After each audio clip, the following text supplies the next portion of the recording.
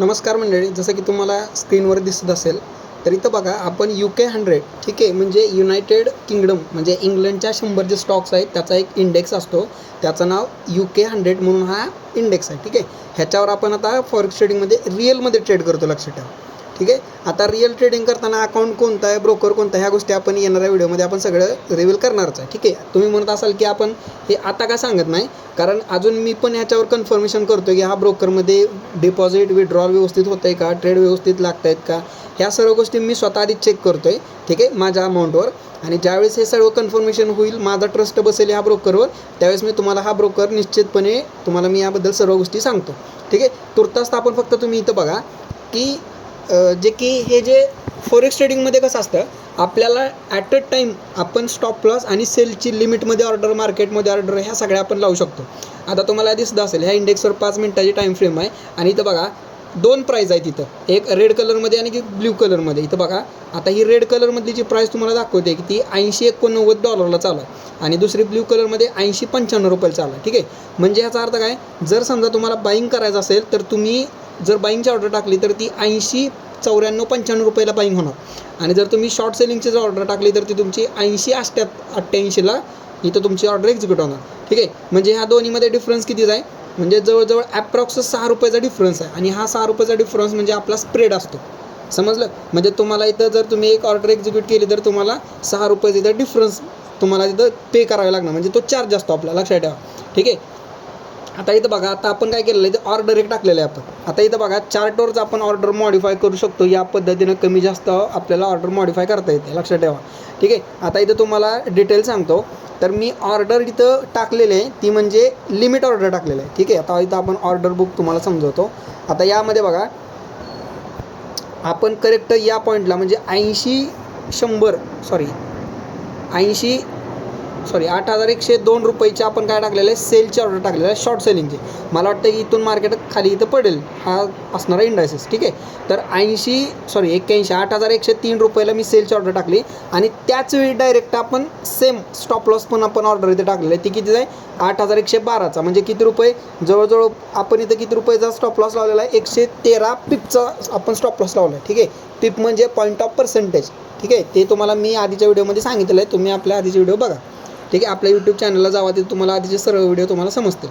ठीक आहे, म्हणजेच काय, आपला इथं जर आता तुम्ही म्हणून विचार करत असाल की लॉस किती होणार, तर इथं बघा आपण लॉसची अमाऊंटसुद्धा दिसते बघा, -66. म्हणजे काय, जर समजा माझा स्टॉप लॉस हिट झाला तर ₹66 इथं आपला स्टॉप लॉस हिट होणार. मी किती क्वांटिटी घेतलेले आहेत, तर मी आपल्या इथं क्वांटिटी किती आहेत माहिती आहे का, 0.04. ठीक आहे, कुठे गेले क्वांटिटी, एक मिनटं, इथं बघा किती, 0.05चा आपण इथं एक लॉट घेतलेला आहे. ठीक आहे, 0.05, लक्षात ठेवा, हा आपण लॉट घेतलेला आहे. ज्यावेळेस ती प्राईज येणार त्यावेळेस आपली क्वांटिटी काय होणार, एक्झिक्यूट होणार. आपला स्टॉप लॉस इथं ₹66 आपण स्टॉप लॉस लावलेला आहे. जसं मार्केट जर समजा स्टॉप लॉस हिट झाला तर आपल्याला फक्त ₹66, डॉलरमध्ये नाही INRमध्ये आहे, ₹66 आपल्याला लॉस होणार. आणि आपलं जे काय आपण ॲट अ टाईम टार्गेट पण लावू शकतो. ठीक आहे, आता समजा आपल्याला टार्गेट लावायचं असेल तर आपण काय करणार, इथं सिम्पली ऑर्डरवर टच केलं, इथं बघा स्टॉप लॉस टार्गेट. त्याच्यानंतर इथं बघा आपलं टार्गेट आपण इथं हे खाली आणलं आहे. टार्गेट हिट झालं तर ₹310 आपण इथं टार्गेट लावून चालू. समजलं, या पद्धतीनं आपण ऑर्डर दिसणार. आता ही आपली ऑर्डर काय दिसणार, आता पेंडिंगमध्ये दिसणार. ठीक आहे, ॲट अ टाईम जर आपण एक्झिक्यूट केलं, आता तुम्हाला एक ऑर्डर मी एक्झिक्यूट करून दाखवतो. ठीक आहे, आता समजा आपली जी काय ऑर्डर आहे ती डायरेक्ट आपण 80-88ची लावू. ठीक आहे,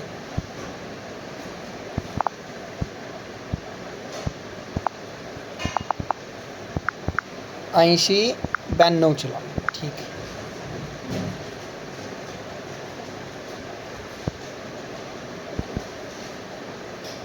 इथं आपण ऑर्डर लावू. ठीक आहे, तर इथं ते काय दाखवतं, इथं आपण ऑर्डर लावू शकत नाही, आपल्याला अजून थोडी ऑर्डर चेंज करावं लागेल. ठीक आहे, आपण काय करू, ही ऑर्डर टोटल कॅन्सलच करू. ठीक आहे, आणि आता आपण डायरेक्ट फ्रेश सेलिंगची ऑर्डर टाकू. इथं बघा.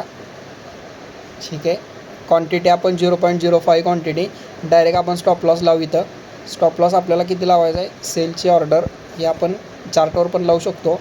स्टॉप लॉस आपण समजा इथं लावू 131. जर आपला लॉस झाला तर ₹131 लॉस होणार. जर समजा तुम्हाला लॉस कमी करायचा असेल तर आपण इथं क्वांटिटी कमी करायची. ठीक आहे, या पद्धतीने. आणि डायरेक्ट आपण ऑर्डर टाकायची, सेल कन्फर्म सेल.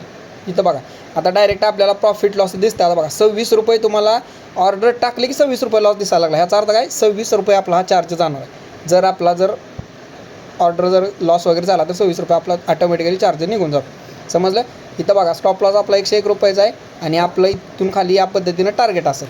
टार्गेट इथं सिम्पल टच करायचं आणि या पद्धतीनं आपण टार्गेट इथं डायरेक्ट चार्टवर 199 रुपयाचं आपलं टार्गेट. 1:2 हा रिस्क रिवॉर्ड रेशो आहे. लॉस झाला तर 100 रुपयाचा आणि टार्गेट हिट झालं तर 200 रुपयाचा. या पद्धतीनं आपण काय करू शकतो, ऑर्डर टाकू शकतो. ठीक आहे, कन्फर्म झालं. आता सिम्पली चार्टरची फक्त आता वाट बघत बसायचं, बघायचं आपल्याला कोणतं टार्गेट हिट होतं आहे का स्टॉप लॉस हिट होतं. समजलं. या पद्धतीनं फॉरेक्समध्ये आपण ट्रेड करतो. हा लाईव्ह ट्रेड आहे. ठीक आहे, धन्यवाद.